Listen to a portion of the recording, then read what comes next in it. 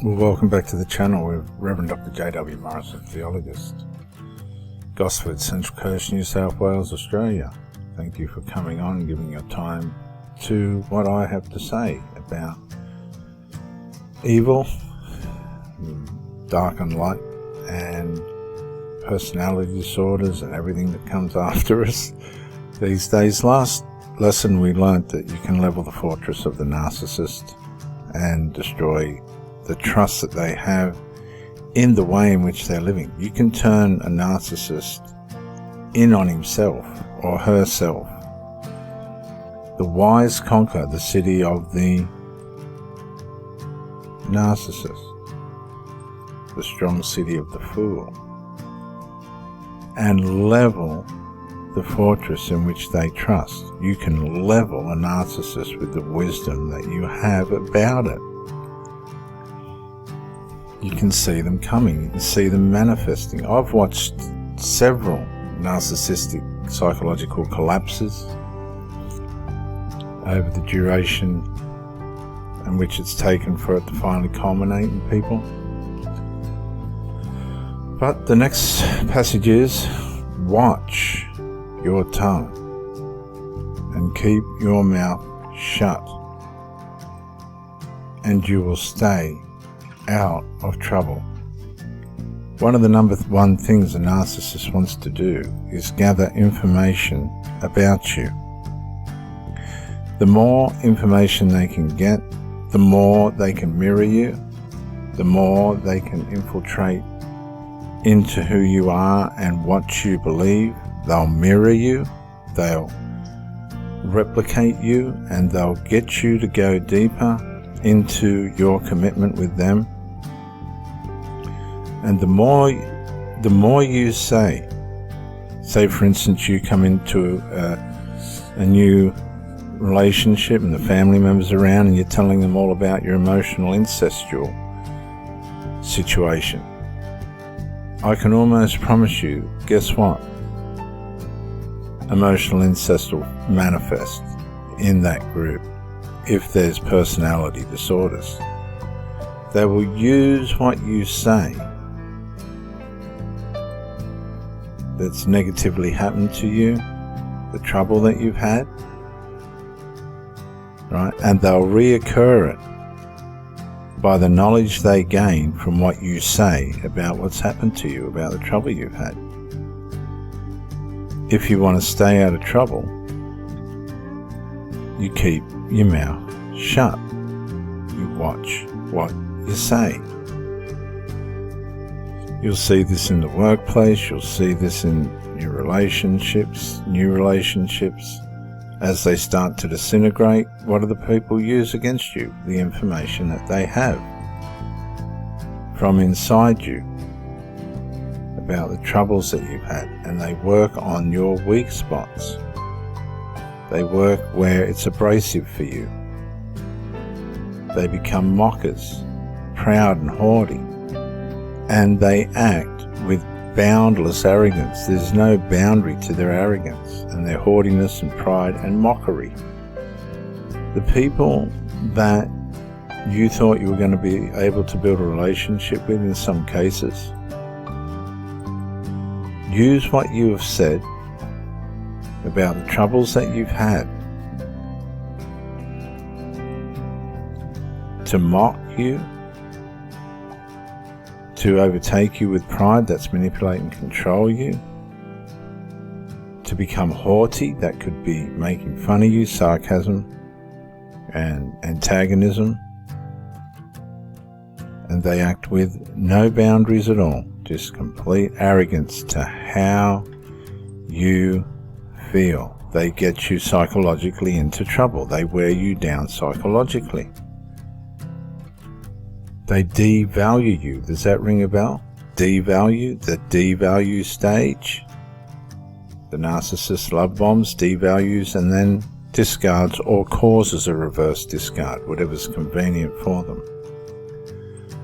And they'll mock you in the spirit. This can happen through triangulation. This can happen through just not answering texts, not answering your calls, not turning up, neglecting you in the relationship.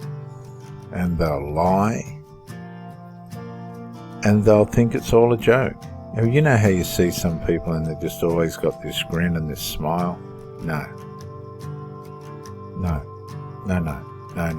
You've got to be careful. You know, it's like a shark. Sharks grin. Great white sharks grin. And when they grin, that's when they're getting stirred up.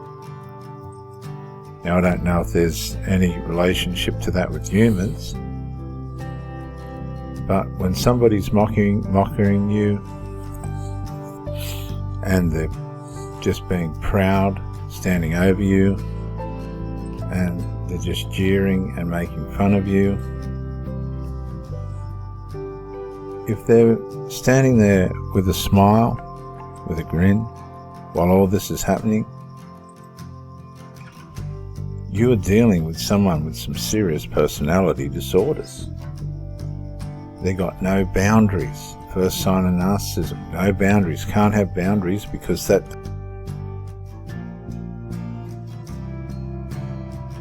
then causes a call for order. And they'll stand there in defiance and arrogance of boundaries. They will not act in a way in which boundaries are going to help produce resolve. They keep mocking. They stay in their grandiose opinion of themselves. But the grandiose gap between what they really are and what they think they are is incredible. Absolutely incredible, because they stray from common sense and end up in the company of fools like themselves. But they go back to their mockery.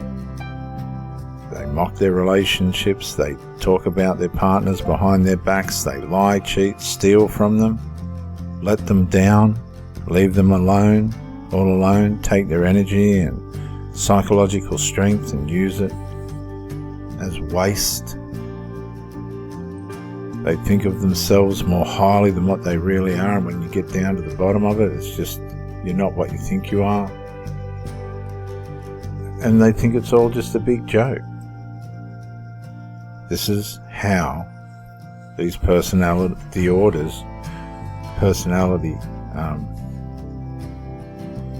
disorders run these people down and ruin all the people around them. But if you, one of the big clues, keep your mouth shut about the trouble that you've had in your life, you weaken the mocker and the proud and the haughty. You're not giving them any psychological data on what troubles you.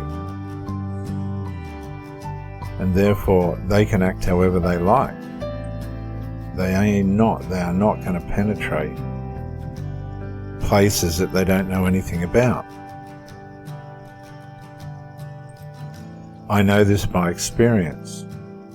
I know friends that have posted about their motorbikes, beautiful Harley Davidsons, and the next day or two it's gone. Where'd that go? Well, let me guess. How many people did you tell? How many people did you show? Start with them.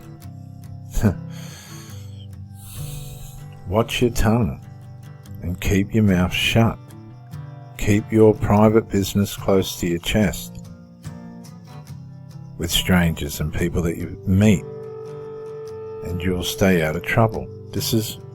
Look, come on, girls, if you're watching this, you know, or you should know this stuff from being around me. You should know this stuff without me. You should do the work. And for those of you that have come in to watch and learn, keep your mouth shut. Watch your tongue. Don't spill your private business just anywhere. No, because you'll stay out of trouble if you don't.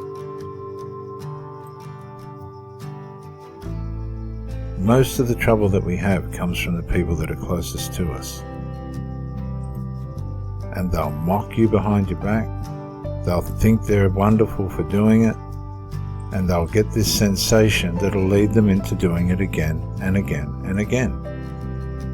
Because arrogance has got a way of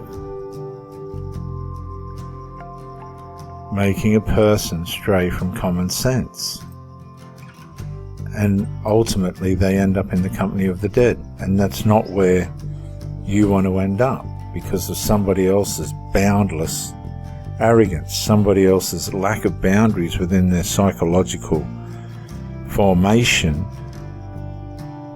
to protect them from themselves. Boundless arrogance speaks of a person that's without control, without restraint on what their emotions and psychology is leading them into, be it positive or negative. And in this part, I'd say it's negative. A mocker, proud and haughty person is arrogant. They're fueled by their arrogance, the arrogance of themselves. And there's no boundaries associated with these people. They act on their emotions. They're misled by their emotions. They're misled by their immature idealisms of what they think is right, when really they've just strayed from common sense. There's no sense in anything that these people do, only to themselves, because they're arrogant and they don't have boundaries. Now, where there's no boundaries, there's always unresolved. Always guaranteed to be unresolved where there's no boundaries. So, watch your tongue and keep your mouth shut,